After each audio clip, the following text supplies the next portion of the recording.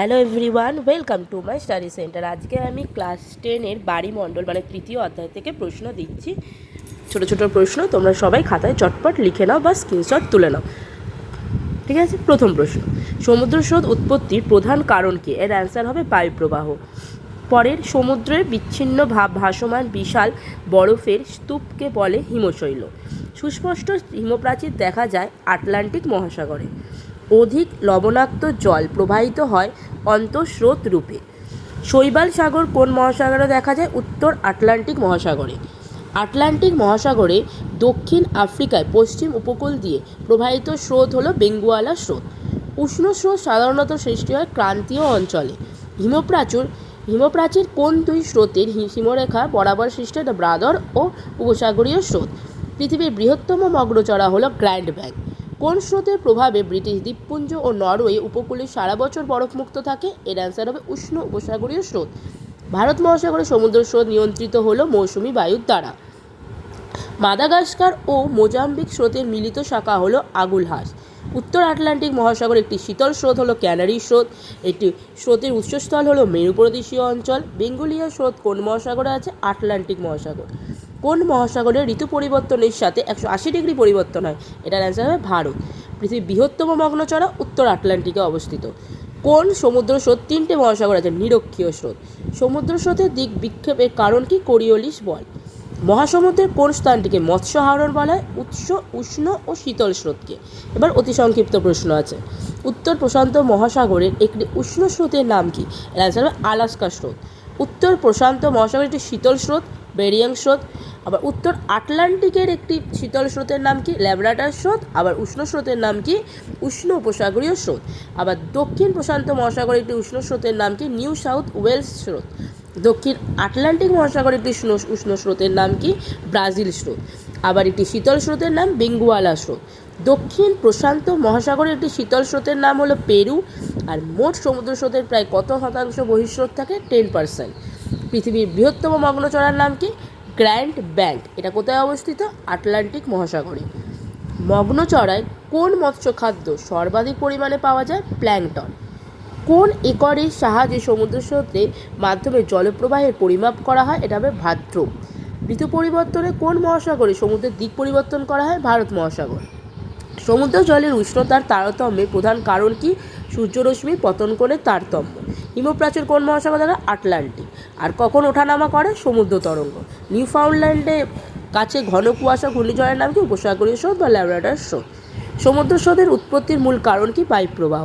কোন দুটি স্রোতের মিলনে জাপান উপকূলীয় কুয়াশা সৃষ্টি হয়? কুরোশীয় বা শীতল। তারপরের প্রশ্ন আছে বাড়িমণ্ডল। বাড়িমণ্ডল কাকে বলে? তোমাদের সবার বইতে আছে বা এখান থেকেও তোমরা লিখে নিতে পারো। তারপরে রয়েছে সমুদ্র স্রোত। সমুদ্র স্রোত কাকে বলে? আমরা জানি বায়ুপ্রবাহ, পৃথিবীর আবর্তন, যেগুলো সব কিছু মিলে নির্দিষ্ট পথে যখন একমুখীভাবে বায়ু প্রবাহিত হচ্ছে তখন তাকে সমুদ্র স্রোত বলে। এটা জাস্ট বুঝিয়ে দিলাম, এটা তোমাদের বইয়ের মতন করে লিখতে পারো বা এখান থেকেও লিখতে পারো। তারপর আছে সমুদ্র তরঙ্গ কী? সমুদ্রের ওপর বায়ুপ্রবাহে জলের ওপর যে পীড়নের সৃষ্টি হয় তার প্রভাবে জল অগভীর উপকূলে তটভূমির ঢেউয়ের আকারে আছড়ে পড়ে, একেই বলে সমুদ্র তরঙ্গ। কোরিওলিস বল কি? এটা আমরা ছোটোবেলা থেকেই পড়ছি। পৃথিবীর আবর্তনের প্রভাবে যে বায়ু সমুদ্র স্রোতের ওপর যে বল কাজ করে তাকে কোরিওলিস বল বলে।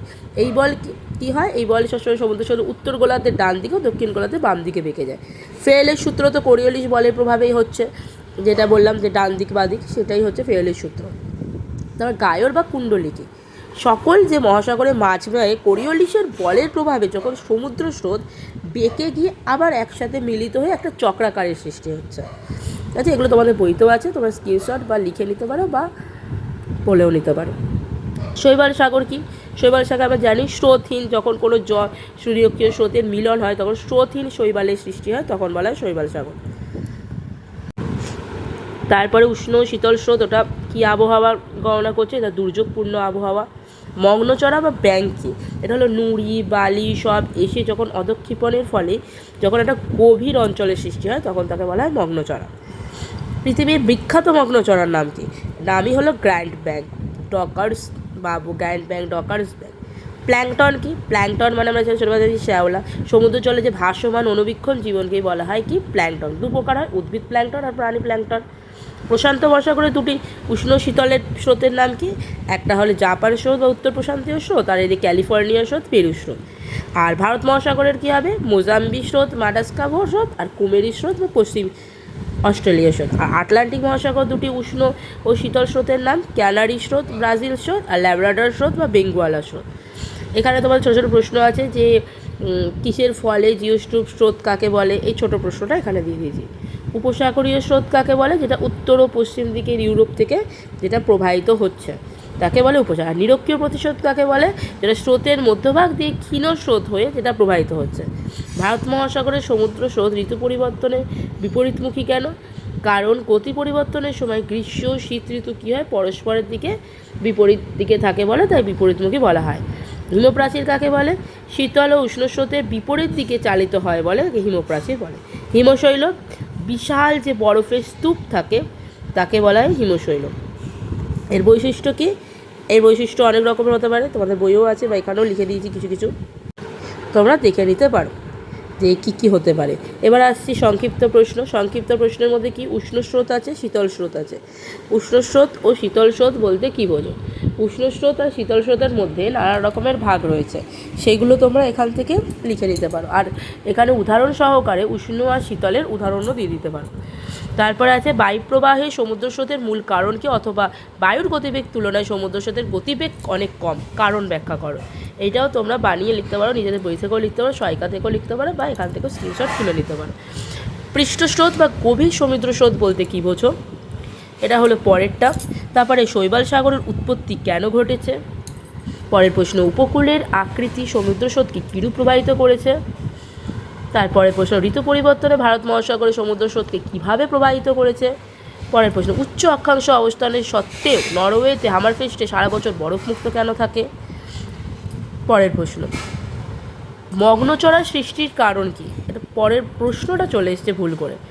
মরুভূমি সৃষ্টি। তারপর একটা উপকূলীয় আকৃতি সমুদ্র কীভাবে প্রবাহিত করেছে? ঋতু পরিবর্তনে ভারত মহাসাগরের সমুদ্র স্রোতকে কীভাবে প্রবাহিত করেছে?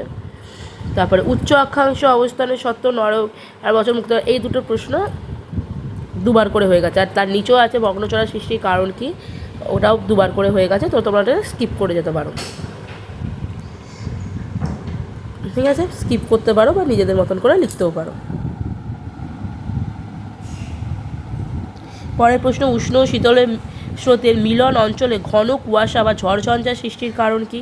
পরের পর নিউ ফাউন্ডল্যান্ডের অঞ্চলে ঘন কুয়াশা সৃষ্টির কারণ কি? পরের কোশ্চেন এল নিনো বা লাল নিনো ওপর সমুদ্র স্রোতের প্রভাব লেখো। পরে গ্রিনল্যান্ড বা নরওয়ে অক্ষাংশ অবস্থিত নরওয়ে অপেক্ষা গ্রিনল্যান্ড কেন শীতল? তারপরে মগ্নচড়ার গুরুত্ব কী বা মগ্নচড়ার অঞ্চল মৎস্য আহরণের উদ্ধত লেখো। তারপরের প্রশ্ন গ্র্যান্ড ব্যাংক অঞ্চলে প্রচুর মাছ ধরা পড়ে কেন?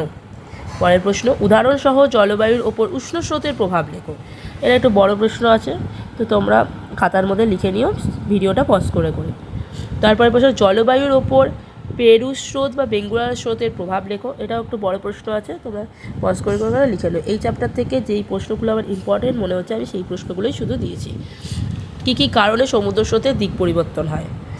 তারপরের প্রশ্ন আটলান্টিক মহাসাগর সংলগ্ন মহাদেশগুলোর জলবায়ুর ওপর সমুদ্র স্রোতের প্রভাব লেখো। তারপরের প্রশ্ন ওয়াশীয় বা কুরোশীয় স্রোত কী? তারপরের প্রশ্ন সমুদ্র পরিচলন স্রোত কাকে বলে? তারপরের প্রশ্ন নিরক্ষীয় প্রতিস্রোত কী? পরের প্রশ্ন সমুদ্র স্রোতের নামকরণ কিভাবে করা হয়? পরের প্রশ্ন বায়ুপ্রবাহ সমুদ্র স্রোতকে কীভাবে নিয়ন্ত্রিত করবে? পরে সমুদ্র স্রোতের বৈশিষ্ট্যগুলি লেখো। এবার সমুদ্র স্রোতের উৎপত্তির কারণ লেখো। এটা বড় প্রশ্ন আছে, কারণগুলো আছে পৃথিবীর আবর্তন, বায়ুপ্রবাহ, তারপরে সমুদ্র জলের উদ্রিতা, বরফের গলন, উপকূলের আকৃতি, ঋতুভেদ মানে নানা রকমের ঋতুতে যে মৌসুমী বায়ু প্রবাহিত হয় ওটা।